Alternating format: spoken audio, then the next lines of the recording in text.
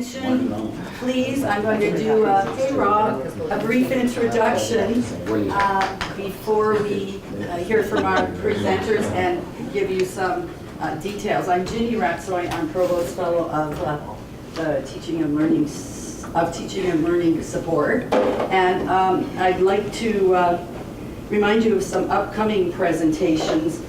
First, I'll talk about one that comes out of this publication, which I'll pass around. This is an inventory of faculty's teaching-related publications, and in fact, both Kyra and Robin's names are featured prominently in that, if you wouldn't mind passing it around. And as an outgrowth of that publication, we've started a series called Celebrating Scholarly Inquiry into Teaching and Learning. Gary Hunt kicked that off just earlier this week. And Kyra is going to be the second speaker in that series as well. She's presenting on her use of mixed methods in her research, and then she'll facilitate a discussion on what she found to be the pros and cons of mixed methods, as well as on institutional support of mixed methods research. There will be no engagement series session next Friday, because many of us are off to Vancouver for a symposium there. And the following Friday, Sue Matanovich and Tracy Penny-Light, Tracy, of course, is the new executive director of the center, are going to be speaking on bridging the gap between curricular and co-curricular learning through e-portfolios. On the 28th, we have two tradespeople, electrical people, Bruce Campbell and Dana McIntyre, talking about their they've been doing it for 3 years now, their field school in a Mexican community where they and their students install solar panels and share their knowledge as they teach residents how to maintain the system. Then the following week, Pamela Erickson and I will be speaking in the third of 3 presentations on the Homeless Mess series. And following that, Paul Clark. Paul, wave. Along with Michelle Funk and Floriana Fair, will be speaking about an intercultural project that they have with their students. But today, we have Robin Reid from Tourism and Kyra Garson from the CSELI speaking to us about how to enhance intercultural group work. Oh. Is that what we're doing? Yeah. Actually, we're going to tell you about a project that we embarked on about a year and a half ago, and share with you the preliminary results of the research around trying to figure out what we can do to enhance. So we're not going to tell you how to, but we'll tell you what we found out. And some of it's promising. So without further ado, I'm going to take the start on this just because some of the project was spawned by my doctoral research, so I'll set it up a little bit with some of the literature and some of the little piece of the findings from that influenced the project that we started. So I want to start with this quote. This is from a student in our study. She says, "When I heard we were doing group work again, I shouted, 'Oh my God, not again!' In my mind, it means I still need to be tortured again and again." And so this was a really prominent theme, as you see when we go through and share with you some of the other student perspectives. There's some mixed ideas around whether group work is a good experience or not. So we wanted to kind of start just by checking in with you guys. Obviously, you maybe think it's a challenge because you're here, but what are you hearing from students or from your colleagues or your own experience about the challenges of doing multicultural, intercultural group work? I know you have. I've talked to some students in the business department that are taking anywhere between 4 to 6 courses, and there seems to be some kind of unwritten mandate. Maybe it could be to do with AACSB accreditation or something, that every class requires group work, Yep. and it is really, really difficult for them to do. Yep. Yeah, that's a nightmare when you have 6 projects that you have to schedule, right? Okay, so that's one thing. We've heard that too, yeah. And the main burden is on the domestic students. Okay. Are you hearing that from the domestic students? Yeah. We'll talk about that. Anybody else? Yeah.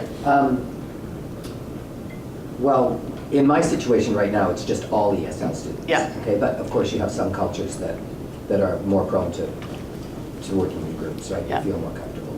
So I guess my problem is inequity within the group, how much work is being done, you know, it's not equal. Good, yeah. So a lot of people are really carrying some of the other. Sure, yeah. Common complaint. The group work I've done with students recently has been with third and fourth year English majors. There hasn't been a lot of intercultural aspects to it, but the complaint that I get is that very one, that the work isn't shared evenly. I think that's pretty universal. Some of that's, personalities and work ethic, right? But Some of it's cultural too. some of it is ours cultural, don't and we really- will show you how we tried to address that in some places more successfully than Because others. some of the groups, I noticed they actually are working. So they're sitting in group formation, but they're all working individually. Yeah, So it's not that they're not doing the work, they're just not doing group work. right, that's the other piece, right? Okay, nice. So there are challenges. We hear a lot, I've heard a lot anecdotally in classes and from instructors about what Paul's saying, particularly in the internationalization piece, that the domestic students feel like they're doing too much work. I also heard in my doctoral research that there's instructors on this campus who actually offered the domestic students extra points to work with the international students, which blew my mind, right? And so one of the things we were trying to figure out is how can we create a framework that might help to mitigate some of this anxiety that students have and some of the challenges that faculty are facing. So Robin was my guinea pig. So some of you have probably seen some of these stats before, but just thinking about, I know on this campus and in Paul's context, it's about the international students, and again, we heard about the ESL classroom, but I think when we look at, this is all stuff from StatsCan, or related StatsCan sites, so we know that the increase in international students is coming. There's federal and provincial mandates for it. We know that Aboriginal student populations are going to continue to grow, and that immigration is another piece of it, so those students don't even have the specific services. And the last one, I think, and the allophone means that 20% of Canadians actually speak a different language than our language of instruction in their homes, right? So the linguistic diversity is huge as well. And the last one, I always joke, you can see if you'll be retired by 2031, but that's the new reality, right? So the demographics in our classrooms are changing, and we have to find ways to address those changes and have success for students. So I just want to share with you, a little bit. Sorry, it's very funny. This is just some idea, so to make us, our situation is not isolated to TRU, and nor is it even isolated to the provincial or the national context. In this review of the literature, I found so much evidence of almost every country where internationalization is big on the higher ed agenda, that there's some pretty weird things happening in terms of, in the US, 40% of international students said they had no friends that were American students. In the Canadian context, this was the same study done in Ontario. Grayson found that the domestic students said, only 11% of their friends were international students, and 50% of the international students in the same study said that they had trouble making friends. We hear that all the time from international students, right? In Leask's study, which was interesting because at the University of South Australia, they actually have a graduate learning outcome that's international perspective. So the students saw that that was important, but they still said that they didn't have any interaction, which was similar to what I found. Students were saying, we're told that we should be culturally sensitive, but we never get to practice it. So, and I'll tell you what came out of that too. And then the same thing we see in Britain. Students are worried about causing offense. And Harrison and Peacock, I love the phrase they used was a passive xenophobia of the home student. So they're just kind of not interacting in that way. And similar things that I found. So my study wasn't focused on group work, but it came out in many of the focus groups. In fact, in all of them. And what I found was that there were three really main reasons. One was this avoidance thing, similar to what they found in Britain. So it was either that students were worried that they might cause offense or look like they were interculturally incompetent. And the second one was they were really worried about the risk to their GPA, right? So this kind of idea that if I do this work with these people from there, I might not get into grad school, or it might risk my GPA because they're not going to pull their weight or because of whatever reason. And those were really prominent themes. And then the final one that came up here many times, overload of group work. I've got 6 group projects with 25 different people, and how do I schedule this? And I have a job, and I have this, and I have that. So I heard these repeatedly over and over and over again. And then as I started talking to Robin, we started to think, how can we do this? So I'll just share with you a couple of the perceptions that sort of back up these themes. I heard this in various ways. So there are pods on campus. There's no connection. It's like they go to a separate university, except for we're on the same campus. So they're talking about how there's this lack of interaction, both in the classroom and on the campus at large. And this is from an international student talking about group work. And he's like, it's true that Canadian students group together for group projects and internationals are together. I have 2 classes. In one I'm with a Swiss, and one I'm with an Australian, and the other with a Serbian and a Japanese. So you see, there are different cultures, but no Canadians involved. And I heard this over and over in different ways, that the international students are working in intercultural groups or trying to navigate that, but the Canadian students, if given the possibility, are kind of avoiding that for whatever reason. And then there was a lot around the tensions around group work. So this was an international student in a focus group saying that, they ignore us. You're supposed to do it together. You're supposed to discuss it with the whole group and not just the domestic members. So feeling really left out of the process. And this is the domestic student's response. I didn't come to school to make friends. I don't have to do group activities to make friends. I have enough friends. In a focus group on intercultural learning, I point out to you, right? So there was lots of this, and the tensions actually in the focus groups were pretty intense.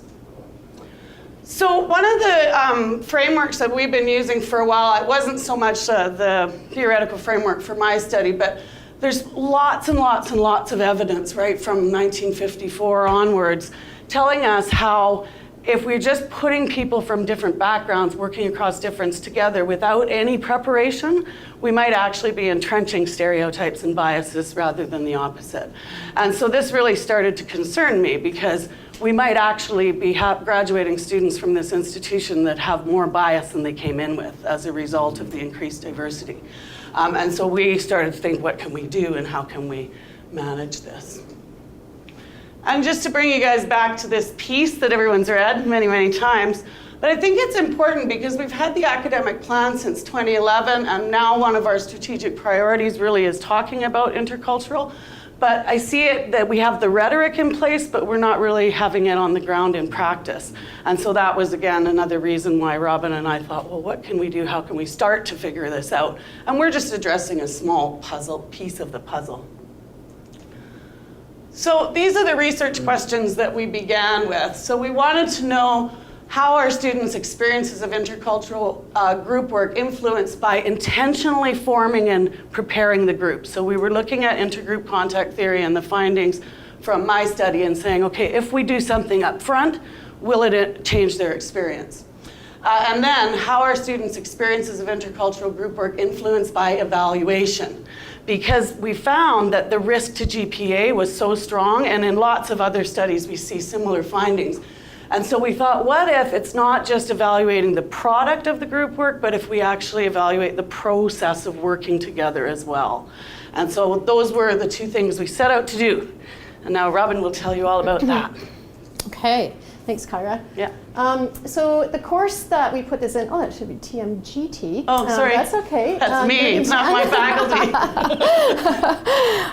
It's a 3rd year cultural issues class cultural and community issues class in tourism. And I had a group project where the students would come together in their groups, and they would develop a walking tour of Kamloops. And it was sort of based on my influence a little bit with working with the place group, where we look at tourists and we say, okay, well, how do we connect people to place? And so it just seemed like a great opportunity to actually get the students out of the classroom, connecting with the community in a way to develop a walking tour that was for 1 hour, and it could be for locals or it could be for tourists. And to come up with these themes. And they came up with some really great walking tours, but the idea was that initially we had set them up. When I had first done this walking tour, you know, we'd set it up where there was some intercultural content. So Kyra would come into the classroom, talk about intercultural communications. You know, we'd talk about learning styles and listening styles and things like that. And then develop an awareness and sensitivity of cultural differences. That kind of fell out of that particular session that Kyra always came into my classes and did. And then I would just say, okay, great, now you can go and form your groups, right? So there was no intention there on who was going to be in the groups. It was just this idea that, well, Kyra's been in the classroom, they must get it. So I'm sure they'll just work really well together, right? So it was basically given it content but without application. So they had an understanding. So what I did is I revised the focus and I revised the approach. And so we focus more on valuing that diversity. So instead of fearing the diversity, as we've heard in some group work, it was almost about, okay, let's celebrate it. Let's see about bringing people together from different places with different approaches and different ideas. And then focusing on communication strategies as well. So when they were introduced to direct and indirect communication styles across different cultures, when they actually have people from different cultures, maybe they would actually recognize that the person sitting back isn't just not interested, maybe they're showing respect for the group process, right? So they had a little bit more understanding in that. And then developing competencies, and the idea was, okay, how can they leave this project with a view towards working across cultures and actually being focused in developing that. Knowledge and skills development. So these are all the sort of things that we thought, okay, well, let's bring it down to a level where the students are actually given an opportunity to practice what it is that they were learning. Okay, yeah. So this was the original kind of approach that I had mentioned. Original group formation was basically where they would get into their groups, they would choose their group members if they wanted to, and encourage to work across cultures. So as I mentioned after Kyra's thing. So the revised approach was an intentional formation of the groups. So what I did is that we gave students some agency in the choices in which they were working with, who they were working with. And the way that I did that is that I handed out pieces of paper to all of the students and I said, okay, write down 3 things that you bring to a group, skills that you bring to a group. So whether it's research skills, presentation, PowerPoint, whatever it happens to be, speaking skills. And then on another piece of paper, write down 6 things that you believe are important for a successful group in working together. And then I had them hand in those pieces of paper. And I went home and I had done attendance in the very beginning of the course and I'd asked everybody from what country they were actually from. So I had some insight into, okay, well this is probably an indirect communicator, this is probably a direct communicator within those groups. So then I went home and out on my patio and my table, I started working out who might go into what group based on what the students actually gave me. And I also said to them, okay, if there's one person in the class that you would like to work with, you can put that name down. And so I said, no guarantee you're going to be with that person, but if you would like to work with a particular person. So I took that into consideration. I actually took gender into consideration. I took their skills into consideration. So I tried to do, it was like a puzzle, right? And come up with the best type of group formation that I could possibly come up with. And of course, you don't know what the individual dynamics are going to be like. So that was another thing that was out of my control. So instructor formed groups based on diversity, skills, and student input. And then I also had them create a group charter. And I actually have the charter with me if anybody is interested in taking a look at it. But they had to have the name of their group, their ground rules. So other than in class, when are we going to meet? How do we handle it when somebody comes late? You know, and I've got all things like, oh, they have to buy Timbits, you know, for the group. And it was just these little things that came out of it. Where will our meetings take place? When is it okay to miss a meeting? And then what if somebody's not carrying their weight? How are we going to handle that? What is going to be our group approach to making this a really, really successful product and a successful process? So I can leave that there for anybody who's interested in reading more about that. So the evaluation piece as well, I revised that. That's okay. So initially I was just evaluating the actual tour, the product that they came up with. And it was worth a lot in their grade. And it was based on, at the time I was working with the place group, so they created a postcard which was reflective of that tour that they could put in the the Tourism Information Center up here on the hill. So when tourists came through, they could actually have this little postcard of this tour. And their presentation in their paper, that was worth 50% of their course grade. So that was a lot of weight put on the success of that particular product. I mean, it was broken out into different stages, right? And different phases. So, and it was fully evaluated by me, just based on their academic performance. So then the revised approach was, okay, let's include the process. Rather than just weighting everything on the final product, let's take a look at that process. And that is part of that intercultural piece that we wanted to really take a look at. So now it was 30% for the product, and now it's now 20% for the process. And I also have the assignment here too, if anybody wants to take a look at that. The 20% is actually where they would do a peer evaluation worth 10%, and then a self-reflection on the actual process for another 10%. So in other words, the actual product now is only 30% of their grade, but now it's giving them a time to reflect on it, but also hold accountable people in the group because they have to do a peer evaluation. And so some of the responses to the individual self-reflection and how they felt about that process is actually really revealing from the student perspective. So I think that now it's we're back over to you.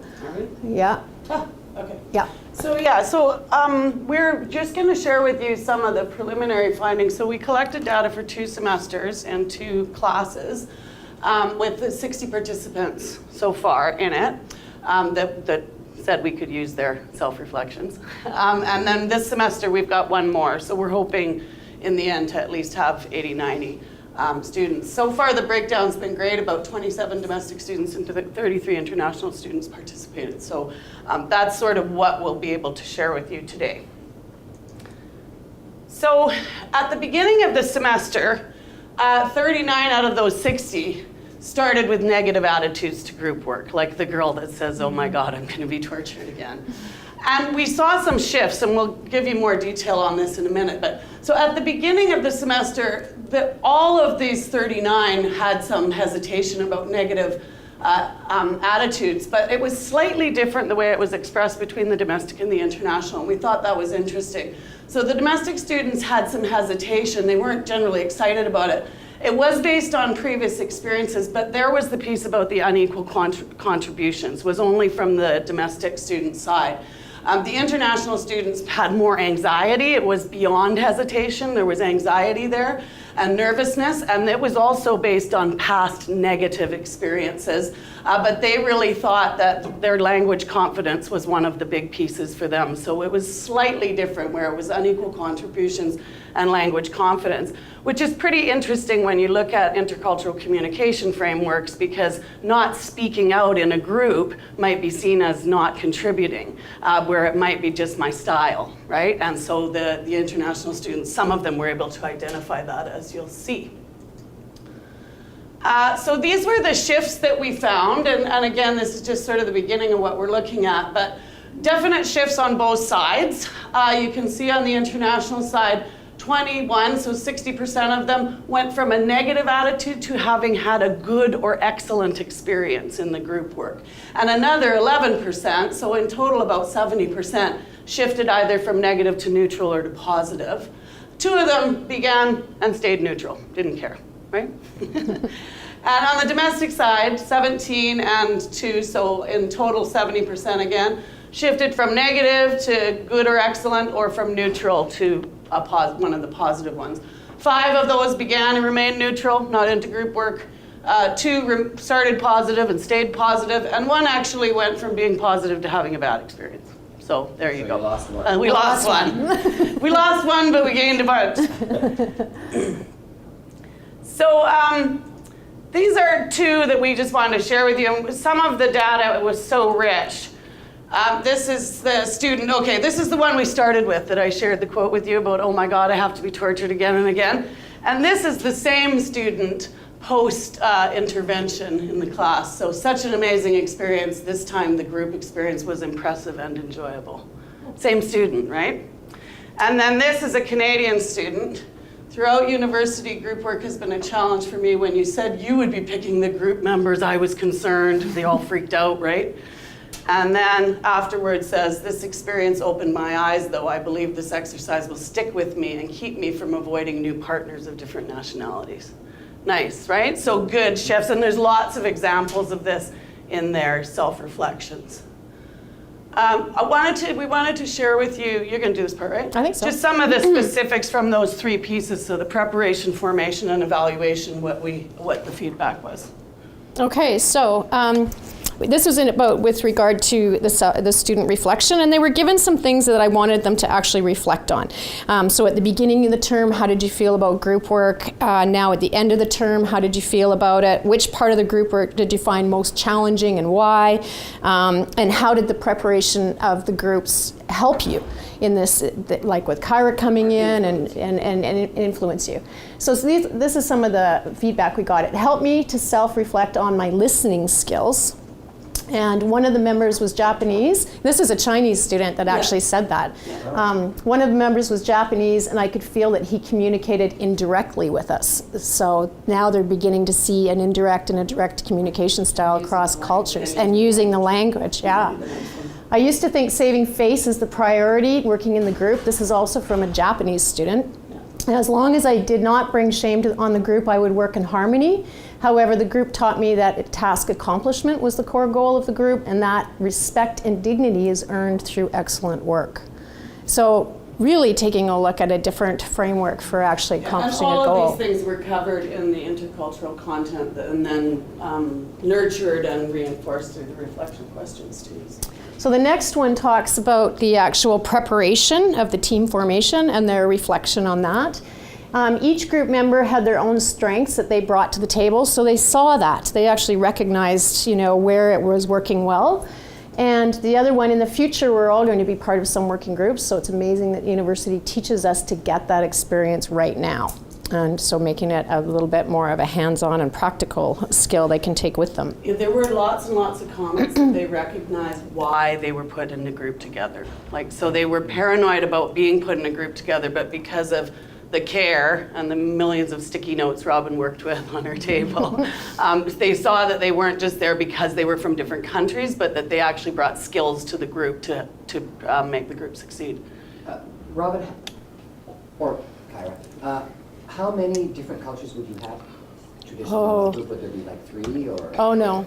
And how many would be in each group? Oh, in the group, not the class. Group. Sometimes it worked out that I would have 1 domestic student and 3 international students. Okay. Other times, I tried not to do 3 domestic and 1 international. I tried to pair up at least so there was 2 international students working together. And then sometimes I would purposely do male-female in terms of international students as well, if it worked out that that way, that they wanted to work with each other. Yeah, good question. Okay, so for the next one, this is on the team charter. Did the team charter actually work? The group contract did influence me in keeping hope when things weren't going very smoothly, because they had something to fall back on that they could actually use. And then the next one, the group contract definitely helped the group experiences as we were more engaged than any other group projects. So in other words, taking that back seat when you know that you're going to have a peer evaluation in this process wasn't going to work to your advantage, because they could actually affect the other person's grade. And that peer evaluation too wasn't just, go out and evaluate your peers. It's all guided, into questions and things like that. So I can pass that around if anybody's interested in that as well. And they needed to give positive feedback.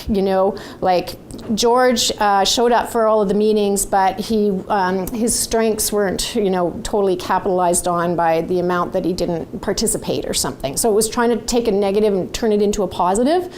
Okay, so that was the team charter. And then for the Robin, next one. Quick question on the team charter. They were individual, right? Yeah, individual. Did you find there was a lot of similarity in the team charters? Or were they all very different? Each team came up with their own charter. So I'm Yeah. asking, Yeah. Did you find that the different team charters were very similar or very Are different? very different. There are definitely different levels of thought put into them, and I actually had to return some team charters and say, I need you to explain this more on how you're going to deal with a difficult situation. because some of them defaulted to me. Oh, we're going to come to you. And I went, no, that's not part of it. They were also asked to come up with a timeline and dates as to when they're going to have these things finished, and working amongst themselves. So some of them were a little bit more thorough and well thought out. Other ones were just sort of, oh yeah, well, we'll just check, the minimum amount that they had to. And those ones that checked the minimum amount, I gave them back and said, no, you need to think through this. This is a process that is going to affect the end result.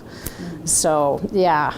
There are just a couple of courses I do with the team charter, and in the beginning all the groups do make up their own, but then they put it together and then they kind of talk about it and debate, and they come as a class with the top, they make the team charter together. So making it individually is stage number one. But then pooling all and, everybody said this, that's for sure, everybody said that, but only one said it, and they discuss it, and collaboratively they make a class team charter that everybody's happy with, and then that informs all the rest of the program. That's a nice approach. Yeah, that's a really nice approach. Yeah, next year. And so for the on their evaluation, how they were being evaluated, doing the evaluations influenced my experience because it made me look at what I'm bringing into the group. So that allowed them to say, okay, am I bringing my strengths and my skills into the group? And the next one was a quote from a student that said, I learned so much through this process of self-reflection and peer evaluation. It's important to listen and consider the ideas and inputs of others. And I've learned that diversity is alive and important. So that was a nice piece of insight that that particular student walked away with in that experience. And yeah. And then in terms of their actual experience, so, this is one domestic student that was then in a group with 3 international students and feeling nervous about that. But after working with them, I feel horrible about ever doubting their capabilities, which I thought was a nice piece to include. And then I learned that we may be from different cultures and have varying perceptions, but we can make these differences work to our advantage. So rather than actually being, negative about that whole experience, how can we be positive about it? And then diversity takes my lead, not only diversity in countries and cultures, as there were 4 international students and 1 Canadian student, but it was diversity in ideas and perspectives. So that was nice. It looked beyond just what we might think of as diversity on the surface and went, no, wait a minute, we do have different ways of looking at things, and that's valuable. Yeah, I would like to take the whole experience as a learning and self-discovery exercise, which is, a nice thing for an instructor to have a student actually say. No, yeah. And that was the theme. There was all of them, and we picked out some of the good ones, but when we started to look at all of these, there was gold in almost all of them, right? So it was pretty, and then when we started, really quantifying which ones actually demonstrated a shift, it was like, okay, so this is working so far. Right? Yeah. Yeah. You're gonna keep going? That one's just quick, yeah. Yeah. I've learned to be aware of other ideas and preferences. Collaboration becomes the important piece. And then it actually influenced how they would approach group work in the future. So if they had a positive experience, then they would have another one. Thanks, Emma. Thanks for coming. Oh, there's one on top. Okay. This one was I really liked because it says it did teach me about opening up to choosing new partners instead of going with the same people I always work with, because we do an activity in the classroom pre the formation of the groups, which is all just about that, right? How, and I joke with them, when your teacher tells you to get into groups, what's the first thing you do? You look at your friend, you say, want to be on my team? Right? And is that the best team, and so on. And so a lot of the reflections really did come back to what we did in the classroom, which was also good to know that they were getting it rather than, and finally, yeah. So this one is great too. So they're giving us some evidence that we really shifted their attitude towards group work, not just the experience in this class, but the way they're going to approach it in the future. So that was not something we elicited, it just came out in the reflections. So we were pretty pleased with that. Kyra, I have Yeah. a question. Sure. How much time did you spend in your part, before they made the team? That groundwork, 1 full class. one part. And it's at least an hour and a half, and one, close to 2 hours because it's a 3-hour block. Yeah, that's true. It was 2 hours. Yeah. But it means whatever you did was very powerful because they came back with it. Well, and it's not, I guess the difference, and what Rob was talking about, like I used to go in that class and do some of the content, but it wasn't as much experiential, and then they weren't, like she said, then they got into groups and that kind of went away, right? Whereas this time it was front and center all the time, right? And being reminded of it and knowing that they had the charter and realizing they were in these groups for a reason and that they were also encouraged to learn from the process, right? So that made the difference. I think they reflected on the content of my visit more than they did in the past when I just came in and did it and then it was kind of forgotten. It might be a question on the midterm exam, right? So it was quite a different way of applying it rather than just knowing it, yeah.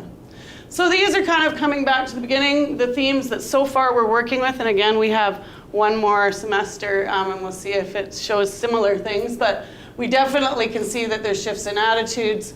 We definitely saw that the influence of the preparation and keeping that as part of the coursework. They really did show some appreciation for that different evaluation thing, and we were quite nervous about that because we thought, well, what if there's backlash? We're giving them 20% of their term on how they work with other people. What if they, resist that? But the majority really did find it was useful.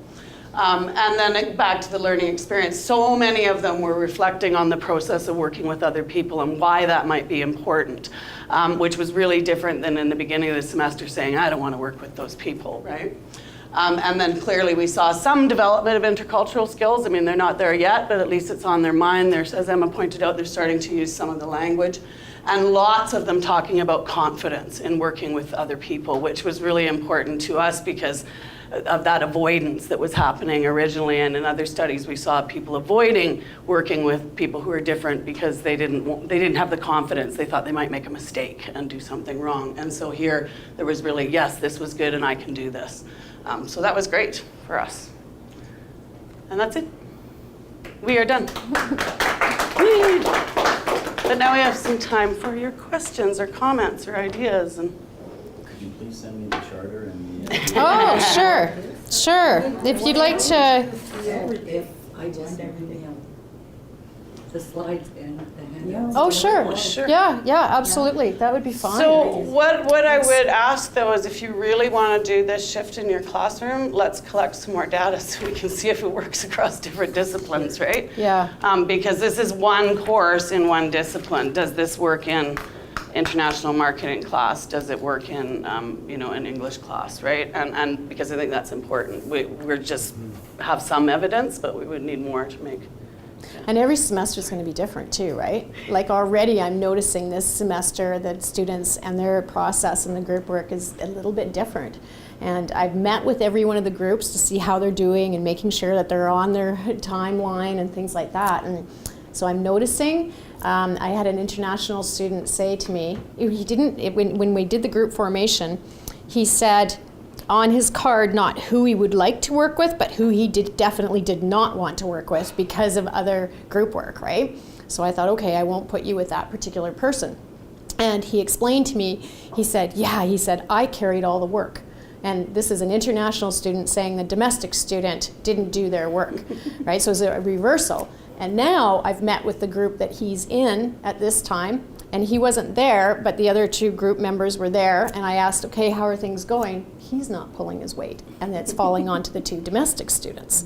So I'm thinking to myself, okay, that's an interesting dynamic, and it's going to make their own self-reflection when I actually see those reflections. I'm going to be looking for maybe why. And in both of the 2 semesters, there was one group that had not a good experience, right? Yeah. Or they, and in their reflection, they didn't say it was bad, but they didn't make a big shift, and you could tell that there was some. So there's always going to be human dynamics, right? It's not just as simple as that. But the fact that we saw 70% of them changing their attitude towards it, we were pleased with. And the couple we lost, well. Yeah. He wanted to make a comment. Okay, I apologize. I missed the first That's okay. 15 minutes proceedings. But I just wanted to ask, international students as they come in, they are I'll categorize them into 2 different backgrounds. There's those that come here and are struggling financially. Yeah. And then there's those that are coming from filthy, rich families, and they come over here. Did you notice anything in terms of pulling weight in the groups? Because from my experience, I've met students that can actually pay somebody to do their job on the group and say, hey, I'm out in Seattle for the weekend, how about you do that for me? So did you find any? Well, we weren't looking at any economic factors for sure. That'll be you guys' job when we shift it over to business. But and I wouldn't want to make any assumptions about students' socioeconomic status based on the country that they're from. So, I mean, all we had was the country that they're from. And we weren't looking at this. Like, so I hear what you're saying, but we have international students on this campus from 80 different countries, and probably way more than that in terms of variation in what their parents do and their socioeconomic status and all kinds of other diversity factors. So what we were really only looking at was country of origin and making some assumptions about what their communication styles would probably present as based on theory, right? Yeah, I'm not actually looking at the country per se, Yeah. say, oh, this one is coming from such a country. Actually, those that are coming from the poorly rated countries are the ones that come with a lot of cash because of corruption and things like that, right? Yeah. But what I'm saying is in terms of their financial status here in Canada, how much do they have? Does it influence their contribution towards the group or? Sure, it would be, there's another study for you, right? Yeah, absolutely, but you see the thing with this particular project, there would be no way to pay someone to do your work because it's a group creation, right? It's not about a paper, it comes from what they co-create together, so we kind of mitigated that factor too, I think. But which is going an important along- piece in any of the group work, right? And who pulls their weight. But going along those lines with regard to the peer evaluation, you know, maybe that's where something like that may actually come out. But I have to keep reminding them the value of the peer evaluation, because I was getting people that would write comments on their colleagues. Oh, this person didn't pull their weight, they didn't do anything, blah, blah, blah, but they got 5 out of 5 or 4 out of 5. And I'm like, okay, your comments are not matching what the points are that you've given the person. And so I'd have to go back and say to the person, why? These are two different things, right? Oh, I didn't want to give them a bad grade. I didn't want to affect their grade. I really like them. They're a nice person. They're just not a good group member, right? And it's sort of like, okay, you guys, you need to be honest about this. And so I have to keep reminding them, put that personal piece away and rate them on how well they did the tasks at hand, not whether you like the person or not. And so that's been a shift for the students to actually have to do that because they feel like they're being mean, right? And it's like, no, you're taking the personal piece out and you're just evaluating the task at hand that was given at the beginning, right? Mm-hmm. So the point I think that Yeah. for us to consider as we go forward, we're onto a good thing. And many of the things you've done have obviously brought good results. Perhaps one area, so you're saying the more we know about the people, the dimensions that we could help form good groups, the better. Maybe with time and with thought, that our brain was thinking, we could actually, you know how now people do the online dating? Because they fill out more about themselves. Right. So you have chosen a couple things. You've chosen gender, skills, they said, and you were sitting there with a million pieces of paper. But I'm thinking, we might, with time and thought, be able to develop an online tool where you do a questionnaire at the beginning. You say things like, are you an extrovert or an introvert? Yeah. You did a workshop on extrovert. I think I came to a workshop at TPC once where they were saying, even within groups, Yeah. people who are introverts, it's a very different Yeah. experience. You have people who have good leadership skills, etc. So I'm just thinking, a computer might be able to do it for us. Yeah. In all the data. And then you can ask what's your socioeconomic status, and then we can find out. Yeah. Try to come up with, That's an excellent combinations idea. that- So you- I'm just Gail, in Brainstorming. the OB class in SOBI, I do, it's a second year class, and I do something similar to what you're talking about, but when I arrive in the classroom, the students have done an MBTI, so they know, and I ask them, are you introvert or extrovert, right?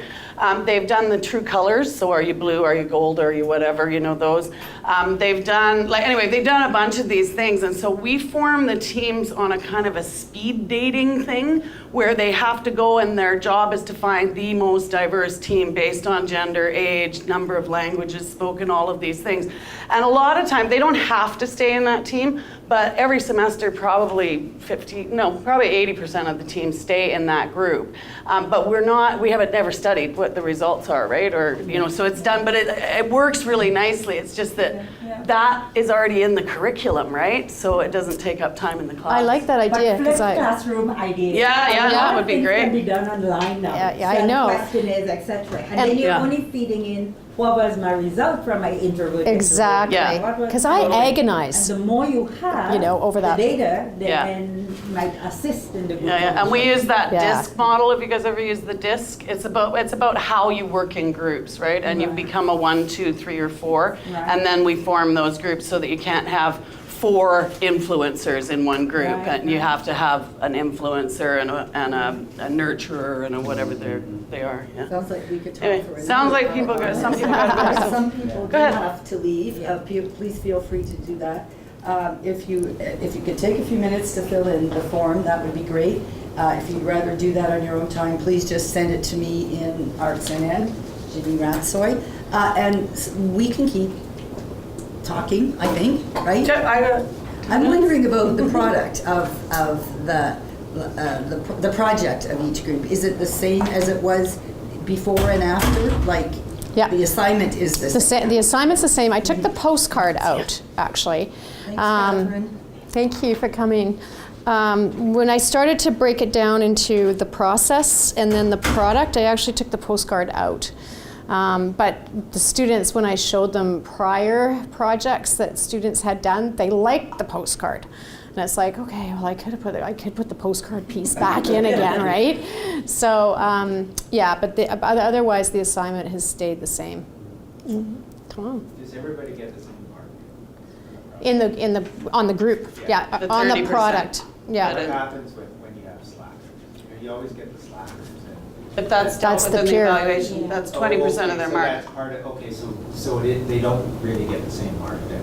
Only on the product, not on the process. Oh, okay. See, that was what we were trying to change, right? Was so the slackers could Right. be noticed, but if you weren't a slacker. So your mark is affected by being a slacker, Right. right? But your mark is not affected by being on a team with slackers necessarily, right? Because that was what we kept finding, was that people didn't want to be on teams with So people that was from at certain 10% places. for the guided peer. Yeah. 20%, because it's self-reflection and peer, right? Yeah. So 20% is process. Do you think it was more fear of working with an international student, or was it motivated by the fact that they think they might get a lower grade? Both. Both, yeah. Yeah, well, Yeah. in my study, it was both. Yeah, and in all those other studies I shared with you, there's a combination, right? So, but it's a pretty clear trend that we see that there's an avoidance of working across difference for various reasons. One, because I might be perceived of as not having the skills to do that, or because I've had negative experiences in the past trying that, or because it might Yeah, affect my Jenny GPA has and it's them, not I worth the think, risk, The right? forms, I wonder how it would work the same one. like if it was in an ESL class where there was no native speaker of English and But you're just had- still dealing with a myriad of cultures, right? Right, but. I mean, but I we do make think- the mistake of having this presentation talking about international and domestic. It's not that simple, right? I mean, right. there's diversity across all those groups, but for this particular thing, we're trying to discover if this changes, because for sure in my study and in all the other ones I shared with you, that was what they were looking at. So we're thinking, well, if we keep those categories, can we show that a pedagogical intervention actually creates a shift for the experience from the student's perspective, right? So if you were to do your project without the charter and without the process, and then gauge students' results, gauge students' feedback, How would I get the feedback? The feedback is in the process. I guess, would it be possible to get it but not grade it, or not give it a mark? For example, you want Yeah, and you know, some people would say, well, how can you grade a self-reflection, right? Because it's abstract, right? It's not objective, right? So what I do is that self-reflection piece that they do is also guided, and so all I do is see how well they answered the questions. You know, if they say, I hated this process, you know, I don't like this class, I didn't get anything out of it, they could still get, you know, 10 out of 10 if they actually supported it with why. Yeah. So it's how much they give me on that reflection. You know, if it's 1 or 2 sentences, really, and I'll look at them and say, this is 10% of your grade, right? I'm not giving you grades for incomplete. So What I see the value, part of the value here is the appropriateness and the power of that charter. Does that in itself make a difference?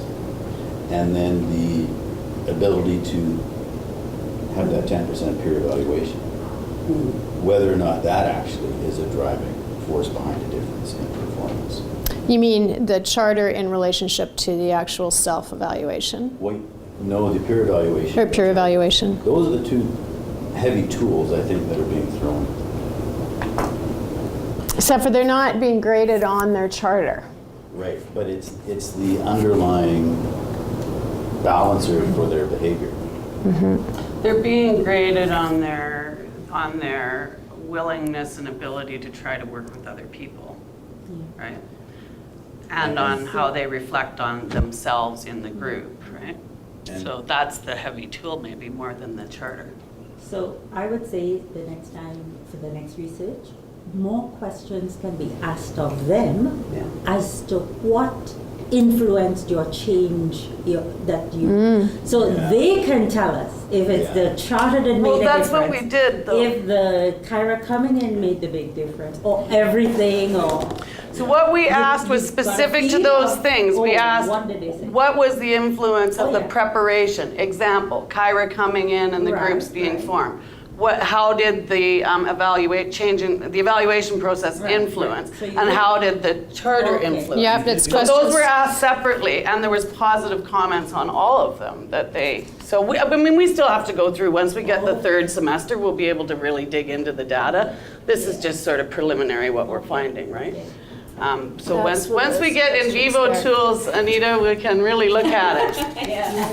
There you go, Paul. Yeah, There's both, the team charter and the, Yeah, I mean, this is the first step, right? No. And really, We we've can looked dig at the more. preliminary thing just so we can start sharing There, it. Ginny. Yeah. But really, we need to dig in really We deep can and dig look at, but deeper. once we have all of the 3 It's a start. semesters, then we can maybe say something. I mean, the first semester we looked at it and we were like, oh, cool. And then the second semester it was like, oh, it's really quite similar to the first semester. But we also will need to break out semester by semester and say, you know, this happened in the first semester and the second semester we Hey, didn't nice see to the see you. same Thanks, shift. Larry. Right now, they're pretty Extrapolate close, and have but to the get third one is together still with a lot of coming. students Like we have Robin working. said, there's some Yeah. dynamics in there, so it might blow us out of the water. This Yeah. part of the oh, yeah, yeah.